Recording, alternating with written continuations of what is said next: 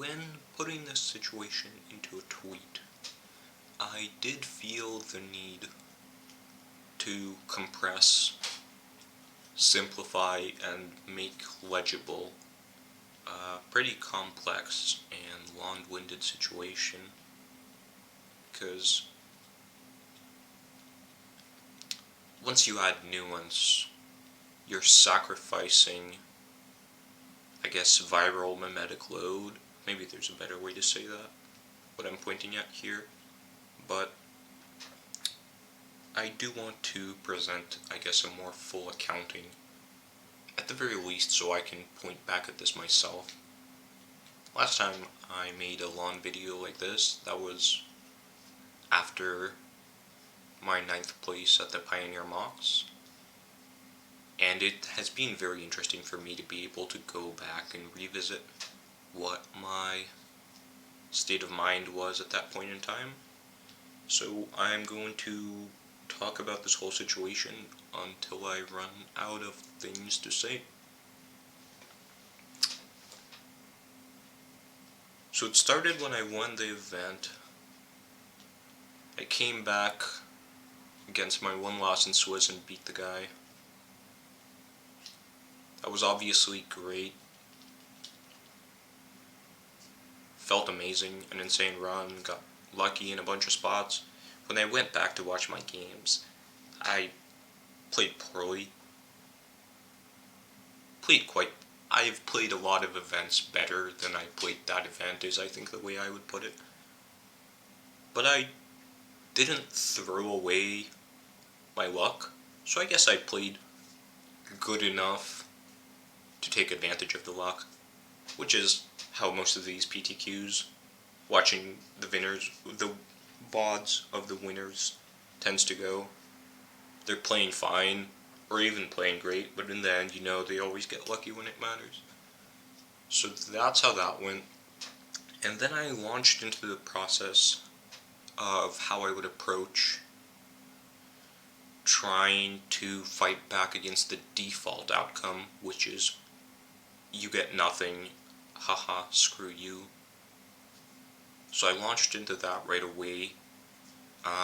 WotC immediately reached out to me with a couple of emails, 2 emails. They wanted me to confirm some information about my DCI number, which is what, come on, you've discontinued that whole thing, but you're still asking people for that. Confirm my personal information, where I'm located, how old I am as well. Just a bunch of logistical information that they wanted for whatever reason, and they reached out to me with that almost immediately after I won the event. It wasn't until Thursday of that week that I actually got back to them, maybe Wednesday, because the way I saw it, my first priority needed to be looking into why the restriction on minors playing is in place, and I used that time to reach out to other organizations. I think I'm probably not supposed to say the names of the organizations I reached out to / talked to, because most of the emails had some kind of clause about don't reproduce this or something along those lines. I think if I don't say who they are, it's fine, but we all know who the main people running events, online events are, right? So I reached out to those organizations, and what I got was, we're just implementing the policies WotC gives us, and we can't really tell you anything else. At the same time, I was reaching out to WotC itself, and I gave looking into the actual legal basis for an attempt. That didn't really get me anything. I don't know. Maybe someone with a better background or someone with more time to invest there can find something relevant. But I read through the entire user agreement carefully. I'm just mostly baffled by the language. Can't make much sense of it. There's something like the game service is only available to individuals over 18, but if you're a parent, you can give your child access to an account. It's not clear to me why this changes from a PTQ to the PT. So it's really not clear to me what the legal distinction there is.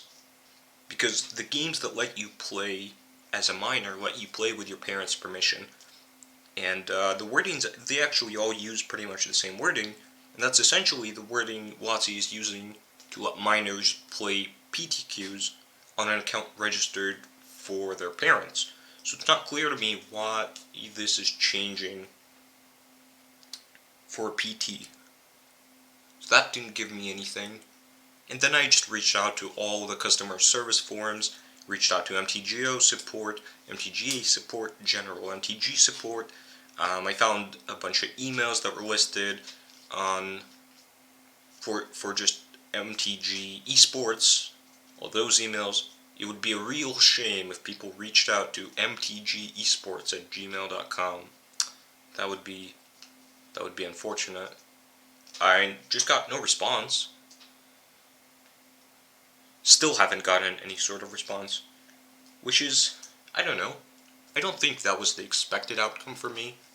That's not how a company is supposed to operate, right? When I was talking to those other organizations, I got a response essentially the next business day in most cases, and that's been my experience dealing with corporations outside of this as well, really.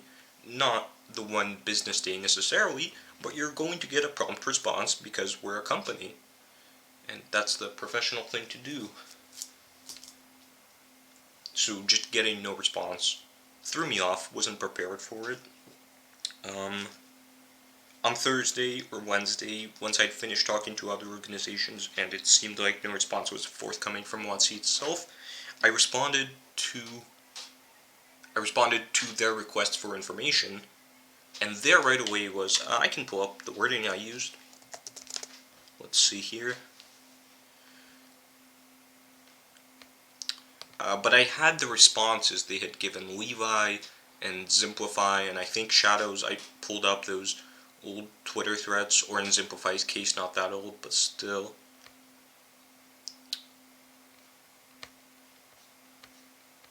And what I basically said is, here's the information you want. I just want to make clear that I'm a minor, so I don't have to get an email in 3 days saying, quote-unquote, rules of the event dictate that players must be at least 18 to earn an invitation to a such championship event. I said, I know how this has gone in the past. I know that other people in the same spot as me had their invite stripped away, and hey, while I have your attention here, because you have not responded to me anywhere else, one, I was asking if you can give me any information, if they could give me any information about why these restrictions are in place. Two, I was asking about the possibility of receiving a deferral to the next set championship, by which point I will no longer be a minor, or the next set championship equivalent event that will be happening in paper, or the next set, or this set championship event if I could play if I volunteered to make myself ineligible for monetary prizing. Because if that's where the rub is, I am not happy about it per se, but I'm willing to let that slide if I could get to play. And I responded with that to all the requests for information, and then I just got no response again. And, you know, I did the reasonable thing. I pinged them again a number of times, and I waited, because at this point it's been 2.5 weeks.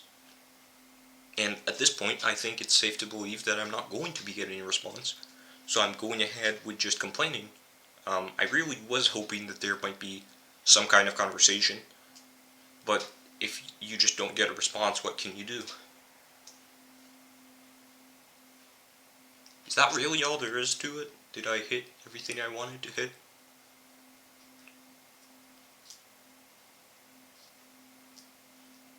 I cold called some pros. All of them got back to me, which was pretty cool.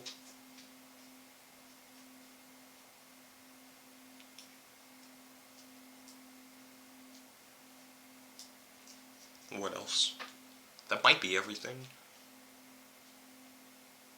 I guess I can talk about the experience in general, because it's just not right. Like, I am the person with a record of 10-1, and the invite is going to a person with a record of 8-3. Like, I beat them fair and square, right? when I was still looking at going to college, the essay I wrote was about Magic and my time playing Magic, why I love Magic so much, um, and that's because it's a mental game where if you have the skills to compete, you can compete.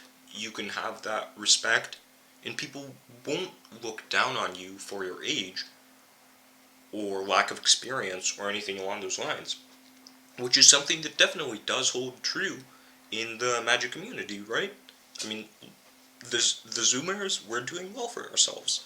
Um, and I'm definitely like one of the lower tier Zoomers, I guess, not to bring up that like whole ranking people discourse, but I think that's pretty uncontroversial to say. But as in general, all of us are doing well for ourselves, and it sucks to see that being violated. Like the community, the people are living up to that, but the official organizers are just saying screw you, and we're also just going to ignore any attempts to communicate. They reached out to Mordekaiser and just passed down the invite. I didn't even get the notification other Zoomers got that, hey, we're gonna take away your invite. Which is, how can you pass down an invite without telling the person that's happening? That's ridiculous. I know I volunteered the information that I'm a minor, but that doesn't mean you can't not tell me that you're passing the invite down. That's just not how things work. That was pretty frustrating finding out that the invite just got passed down because Fireshoes linked a tweet from Mordekaiser and Hivemind.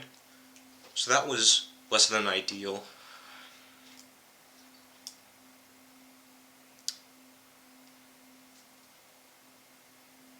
Yeah, it's just ridiculous. I think I talk about this in whatever the textual form of this looks like, but how many of the professional players playing today were playing as teenagers? And this isn't, I would never compare myself to them, but how much money are you even saving? If I offered to make myself ineligible for prizing, what are you giving up? My read of the situation is it's about limiting surface of attack. There is no good reason, so if you acknowledge the situation, you're exposing yourself to attack, so they are saying, we are just going to ignore this. There's what, 5 Zoomers that have qualified? 6? Who cares? And I mean, that's true. Nothing's gonna change, probably. We keep playing. We don't... When the MPL players write an open letter, right, that's a big deal, and people actually care about this. We/I don't have the clout, don't have the connections to make a big deal out of this. I don't know, Milan was maybe the one guy who could have swung something along those lines, and he decided to go with the approach of, I'm going to stay quiet and hope to get a special invite, which is, I don't know, maybe good EV for him. I mean,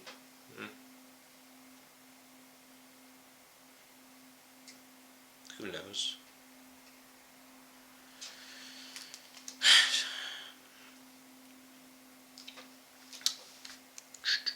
Is that it? I think that's it. Yeah. Less than eloquent, but I have something to point back at.